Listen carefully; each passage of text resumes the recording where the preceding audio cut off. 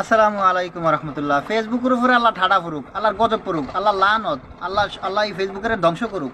মানে কোনো কিছুই ইসরায়েলের বিরুদ্ধে লেখা যায় না।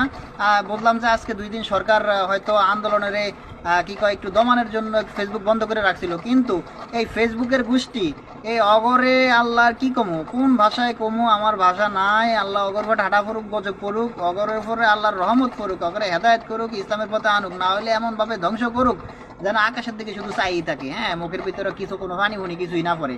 আমি জানি না এই গালাগালি মানে এইটাই বকাবাদ্য করলাম, এটা কি আমার এটা অ্যাপ্রুভ করবে কি না। ফেসবুক তোমার উপরে আল্লাহ লানত, যারা এটা নিয়ন্ত্রণ করে এগোর উপরে আল্লাহ লানত, যারা আমাকে ইসলামিক পোস্টগুলারে একদম কি কম ইয়ে করে রাখে, আড়াল করে রাখে, হাইড করে রাখে, তাগর উপরে আল্লাহ লানত।